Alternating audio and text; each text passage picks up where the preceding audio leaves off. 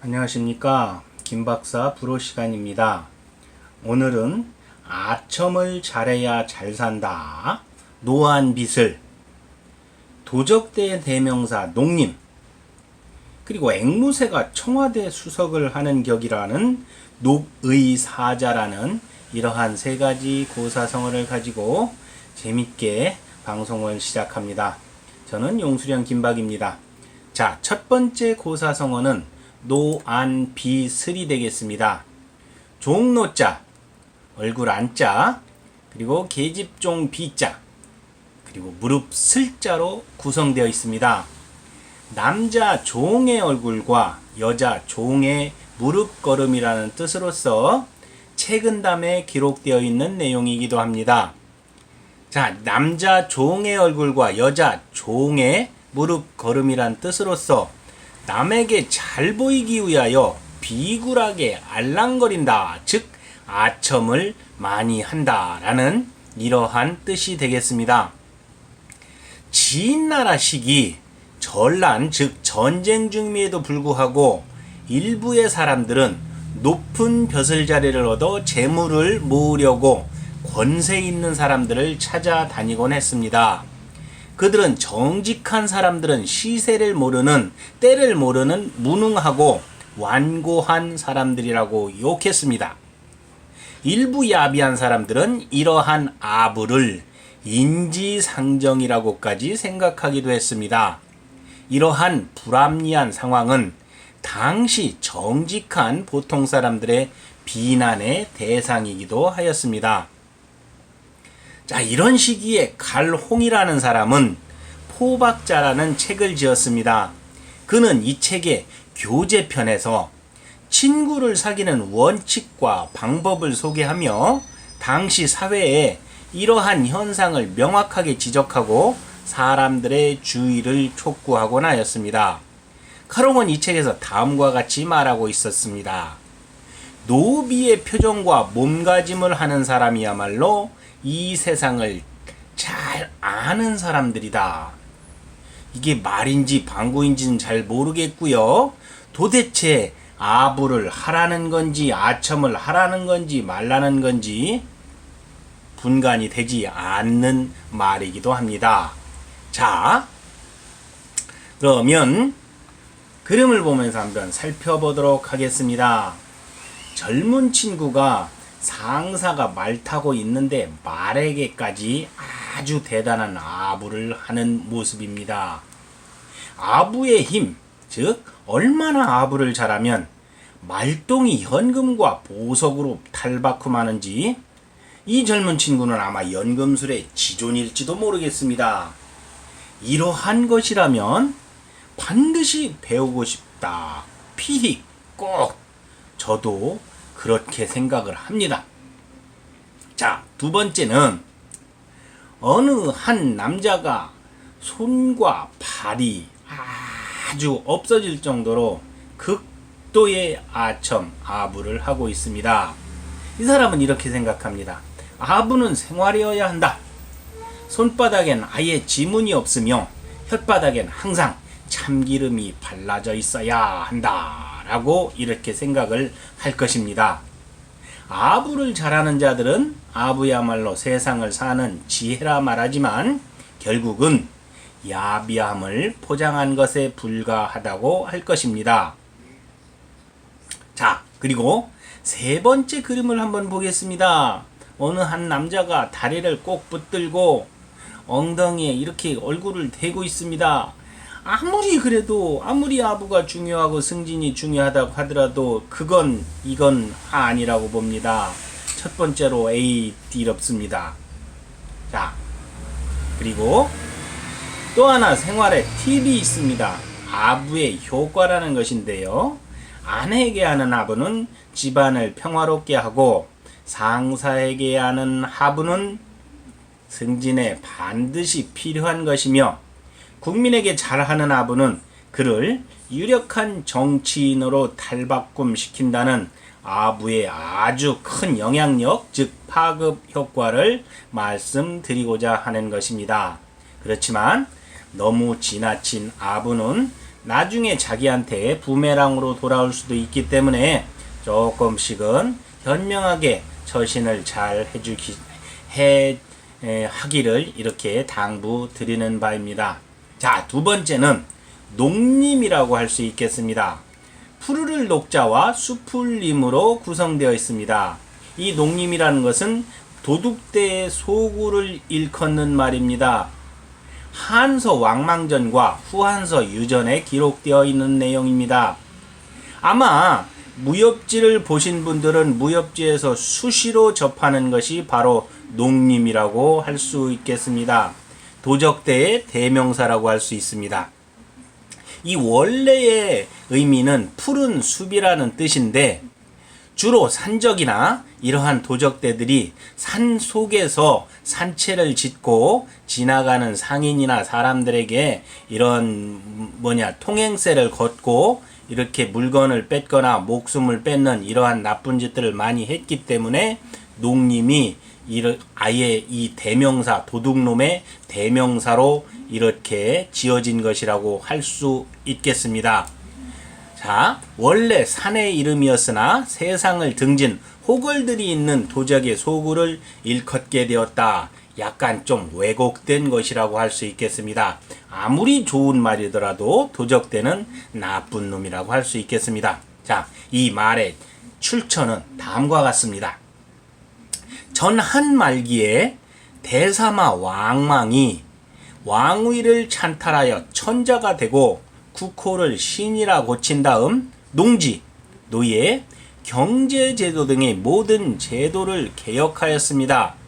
그러나 개혁 정책이 너무 급격하여 혼란만 빚었고 백성은 극도의 생활고에 빠져 새 왕조를 원망하게 되었습니다. AD 13년 천봉 4년이라고 할 수 있는데 왕봉 일당이 이들 난민을 모아서 농림산에서 반기를 들었는데 그 무리가 수백 명이었다 합니다. 그러자 관군에 쫓긴 마무라는 사람과 왕상, 성단 등이 몰려와 함께 농림산에 근거지를 차리고 마을을 공격하였는데 이들의 세력이 몇 달 사이에 8천여 명으로 불어났다 합니다. 그 후 이들은 형주 자사가 이끈 관군 2만 명과 싸워서 크게 이기고 세력이 커져 5만 명이 되었을 때 유수와 유연이 군사를 일으키자 이들과 합류하여 왕망을 위협하는 큰 세력을 이루었다 합니다. 농림은 원래 산 이름이지만 왕광의 무리가 굶주린 백성을 모아 이곳을 근거지로 도둑질을 하였기 때문에 이후부터 도둑의 소구를 농림이라고 부르게 되었다 합니다. 수호지와 당나라 이섭이 지은 우도시에도 도둑을 가리켜 농림의 호객이라 하였다. 이렇게 전해지고 있습니다. 자, 그림을 보면서 한번 살펴보도록 하겠습니다. 중국 역사에서 아주 대단한 도적대로 유명한 황권적이라는 것이 있습니다. 자, 결론적으로 사회가 극도의 혼란과 불안에 처하면 가장 먼저 활개치는 것이 사이비 종교라고 할 수 있겠습니다. 이것은 사람들의 불안감을 이용해야 하기 때문입니다. 자, 이런 상황은 나라를 다스리는 위정자들, 즉 지도자들의 잘못된 행태에서 비롯된다고 할 수 있겠습니다.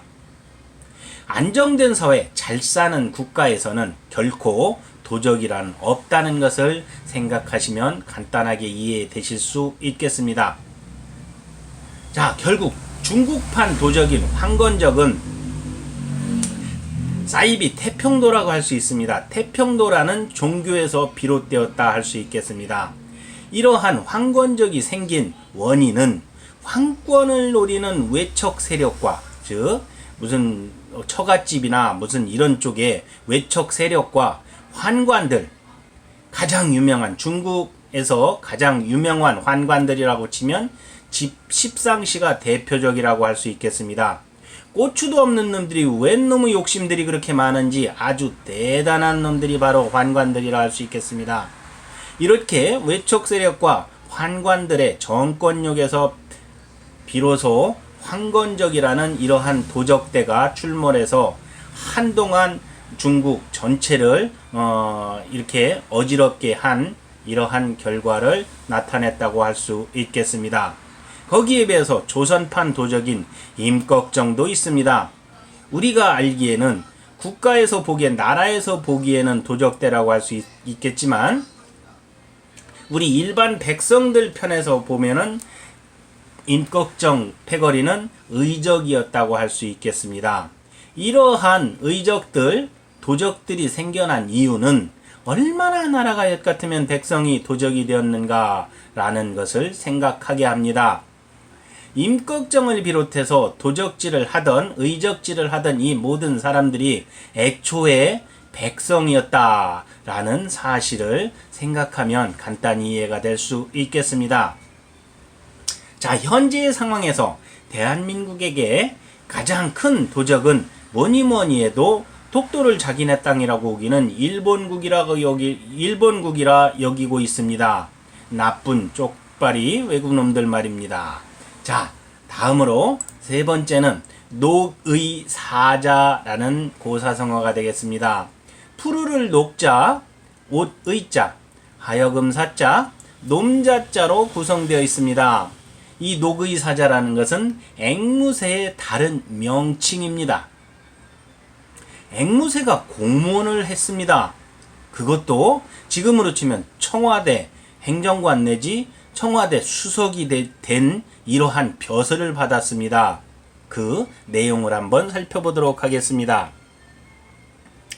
푸른 옷을 입은 사자라는 말입니다. 물론 앵무새가 모두 다 푸르거나 노랗거나 빨갛지는 않습니다. 그렇지만 대표적인 종이 녹색을 띠는 이러한 털을 가지고 있기 때문에 녹의사자로 불려지게 되었습니다. 개원 천보 유사라는 데에 기록되어 있습니다. 당나라 수도 장안에서 제일 가는 부호로 양승의라는 사람이 있었습니다. 그런데 그의 나쁜 아내 유씨는 이웃집 아들 이감과 사통, 즉 바람이 났다 합니다. 하루는 양승의가 잔뜩 술에 취해서 집으로 돌아왔습니다. 유씨와 이감은 자신들의 사통 행위에 바람피는 것에 방해가 되는 그를 죽여버립니다. 술을 잔뜩 먹고 왔으니 정신이 없는 상황에서 그 유씨하고 마누라하고 그리고 바람난 이 이웃집 아들하고 아들한테 죽음을 당했다는 내용입니다. 그리고는 죽여버리고는 주위 사람들의 눈을 피해서 물이 말라버린 우물 속에 양승의를 매장했습니다. 노복들 중 하인들 중 이 사실을 아는 자는 아무도 없었습니다. 단지 당 앞에 거실에서 횃대 위에 있던 앵무새만이 유일하게 현장을 목격했습니다.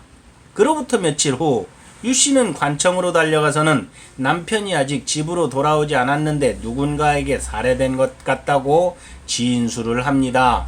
아주 대단한 여자입니다. 이 일로 인해 의심스러운 사람과 노복들 중 곤장을 맞은 자가 100여 명이나 되었지만 범인을 찾지는 못했습니다. 당연히 찾을 수 없겠지요. 후에 관청의 관리가 다시 양승의 집으로 와서 조사를 했으나 별다른 소득을 얻지 못했다 합니다. 그런데 횃대 위에 있던 앵무새가 갑자기 큰 소리로 말을 합니다. 자, 이 집 주인을 죽인 자는 유씨와 이감이다. 이 말에 관리는 깜짝 놀라며 이들을 포박하여 감옥에 가두고 사건의 진상을 완벽하게 조사를 하게 됩니다. 현해 장관은 이 일의 진상을 작성하여 조정에 보고하였습니다. 그러자 명황 즉 임금 천자는 사건 해결의 공로를 인정하여 이 앵무새를 녹의사자라는 벼슬을 주어서 후에 궁궐로 데리고 와서 길렀다 합니다. 여기서 사자라는 의미는 왕명을 띠고 심부름하는 벼슬을 말하는 것으로서 지금으로 치면은 아마 수석, 청와대 수석, 여러 가지 수석을 의미한다고 할 수 있겠습니다. 어쨌든 이렇게 해서 녹의사자라는 벼슬을 제수받은 앵무새가 있었다 합니다. 자, 그림을 보면서 다시 한번 살펴보도록 하겠습니다. 저년놈이 범인이다. 한리라는 녹의사자 앵무새라고 할 수 있겠습니다. 그렇지만 제가 생각하기에 앵무새의 속마음은 아마 이렇지 않았을까 합니다. 사통하느라, 즉 바람 피느라 바빠서 자기한테 밥도 잘 안 주는 유씨하고 이감이라는 놈들이 밥도 잘 안 주면서 감히 밥 잘 주는 양집사, 즉 양승이를 죽여버렸으니 뿔따구가 나서 이렇게 그 바람피는 그 현장, 그런 것들을 아마 알려주지 않았을까라는 고야한 것들 하면서 말입니다. 이거는 당연히 제 생각이니까 믿지는 마시기 바랍니다. 자, 그리고 앵무새가 매우 화가 나면 앵그리버드가 된다라는 것도 제 생각입니다. 하지만 앵그리버드가 된다면 날개가 없어지는 단점이 생깁니다. 그런데도 날개도 없는데 용케도 날아다니는 앵그리버드입니다. 이것은 신기하지만 그것이 현실과 다른 만화의 상상력이라는 것을 생각해 주시기 바랍니다. 자, 그리고 말 많고 시끄럽다는 의미에서 앵무새는 분명히 촉새의 사촌임에 분명합니다. 이것 또한 용수령의 생각입니다. 어쨌든 번거롭고 시끄러운 새임에는 분명하고 촉새 같은 놈 또한 제일 꺼려지는 존재이기도 합니다. 거의 촉새 같은 놈은 멀리 떨어지기를 바라겠습니다. 제 옆에 촉새 같은 놈은 제발 오지 않기를 희망한다고 할 수 있겠습니다. 자, 이상으로